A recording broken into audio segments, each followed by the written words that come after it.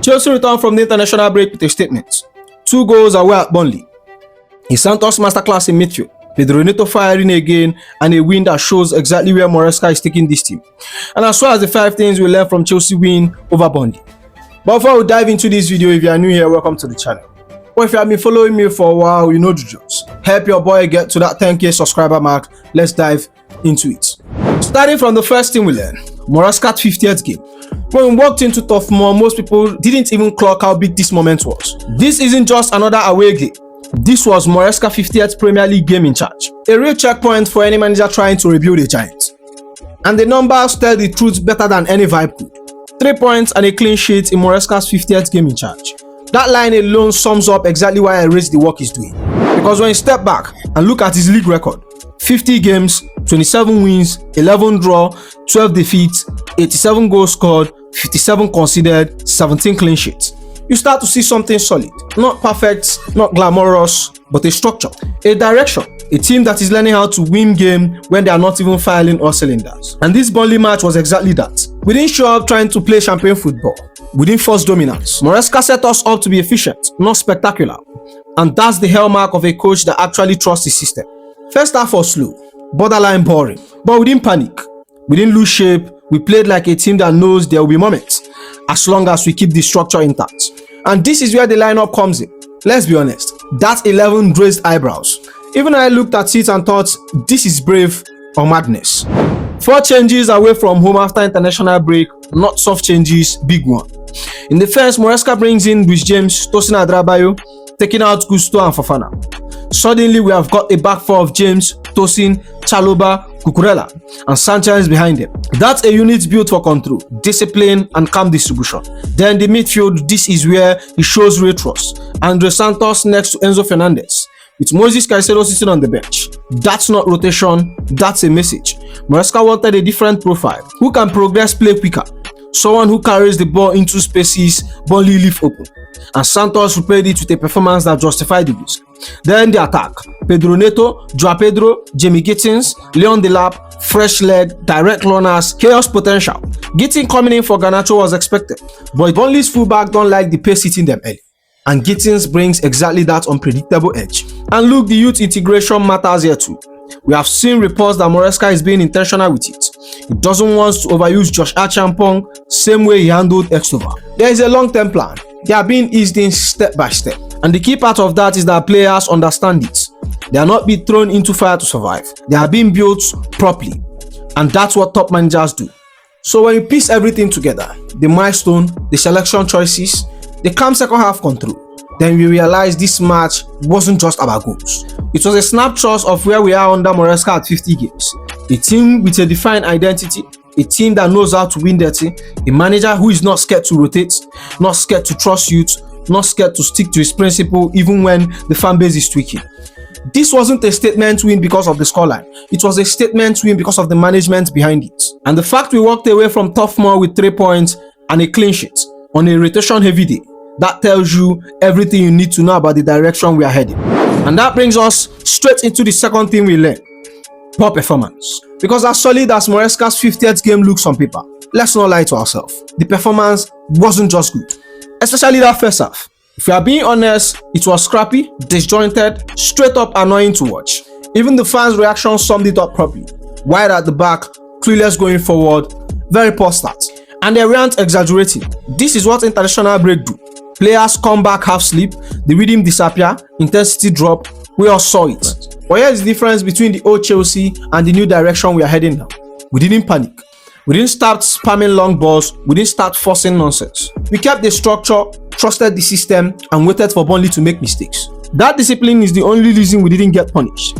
We need to talk about one player specifically, because while the team looked sluggish, Leon Delap looked like he was forcing the entire game by himself. And he was forcing it badly. A 6.2 rating, 2 shots, 0 on target. And 2 moments where all he had to do was square the ball, but he went for glory instead. Look, I understand the pressure. His first Premier League goal for Chelsea is hanging over his head. And as a young striker at a big club, those moments can eat you alive. But he needs to calm down. He's got to trust the team, instead of trying to break the net every single time he gets a sniff. But here is the flip side. And this is why I'm not writing him off at all. The life might be raw, but he's fearless. He doesn't hide, he takes risks, and those traits are priceless in a striker.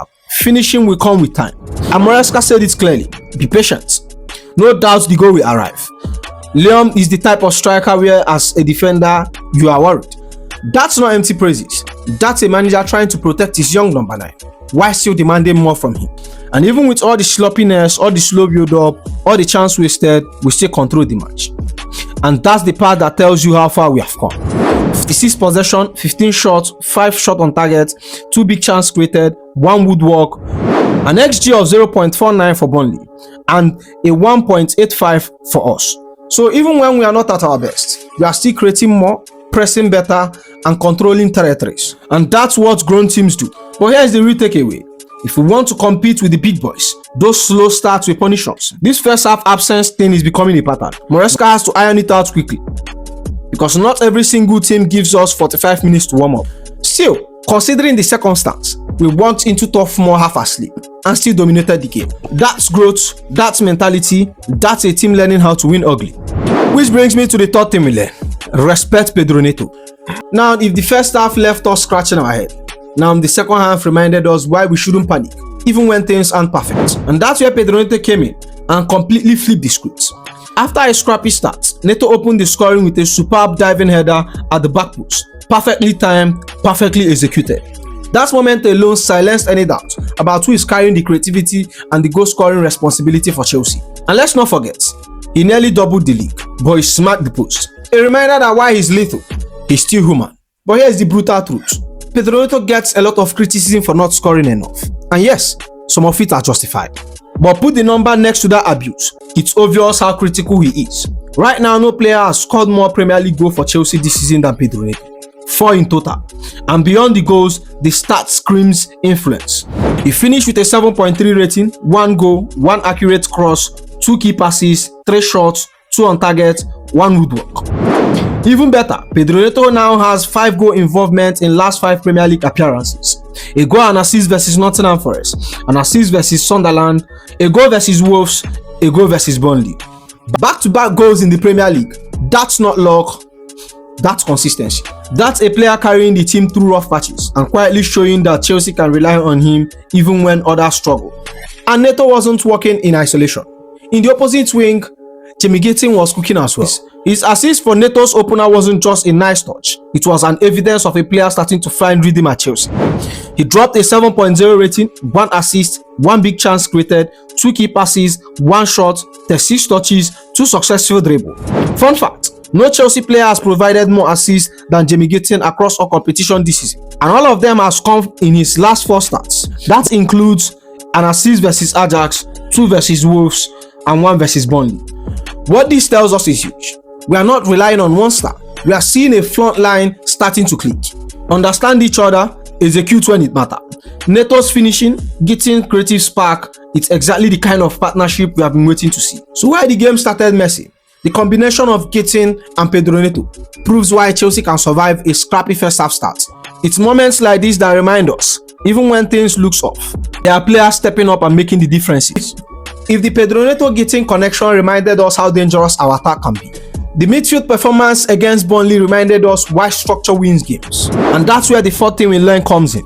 No Caicedo, no problem. Let's be honest, losing Moses Caicedo for a game would make most teams wobble. He's our heartbeat in the middle, the engine that drives the attack and the defense. But here's the thing about Chelsea under Enzo Maresca: we don't crumble where a key player is rested. Let's talk about Andry Santos. Fans and pundits alike were quick to praise him in the post-match thread, calling him positionally excellent, and that's no exaggeration. With some of our biggest names rested after the international break, Santos offered defensive stability and composure we desperately needed. Exactly the kind of performance that allowed Maresca to rotate without risking disaster. Check the numbers because they tell the real story. A 7.3 rating, 1 key pass, 81% accurate pass, 1 shot, 2 tackles won, 4 interception, 4 clearance, 1 shot block, 4 recoveries, 5 ground duels won, 2 aerial duels won. These are numbers that scream reliable, mature and unfloppable. And that's exactly what we need.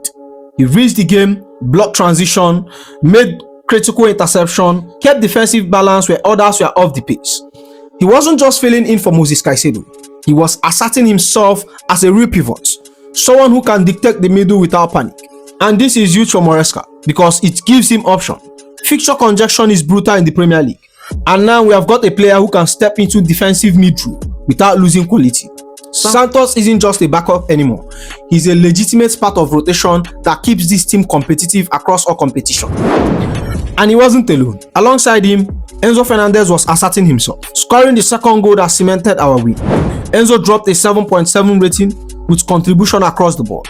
1 goal, 3 key passes, 2 shots, 1 on target, 1 tackle won, 1 interception, 2 clearance, 5 recoveries, 3 ground duels won. The combination of Santos' composure and Enzo Fernandez's forward drive gave us balance in a way Burnley couldn't simply handle.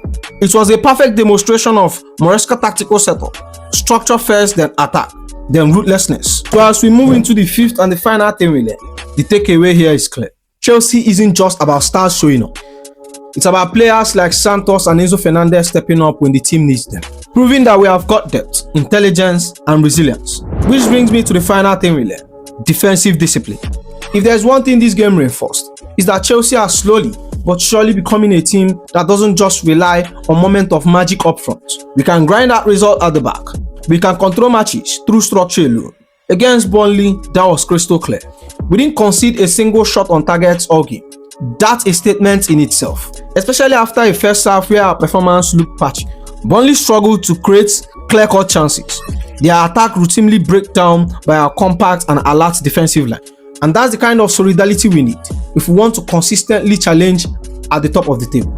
At the heart of the defense was Tosin Adrabayo, who finished with a monster 8.4 rating, 1 tackle, 4 clearance, 1 shot, 5 ground duels won, 3 aerial duels won, 0 time dribbled pass. Alongside him, Trevor Chalobah offered his own brand of steel, finishing with a 7.0 rating, 1 tackle, 3 interception, 1 clearance, 1 shot block, 2 recoveries, 1 ground duel won, 3 aerial duel won, 0 time dribbled pass. Individually, these stats scream discipline. Together, they show the defensive partnership that is growing in awareness, understanding, and timing. But let's be honest, discipline is more than just number. It's about mindset. And the first half reminded us that the best structure can wobble. Yes, the stats look slick, but keeping this standard over an entire season, especially against the top 6 side, will be the ultimate test. 1 sloppy clearance, 1 lost duel, 1 lapses at set piece, and suddenly that discipline is exposed. What we take from this match is clear.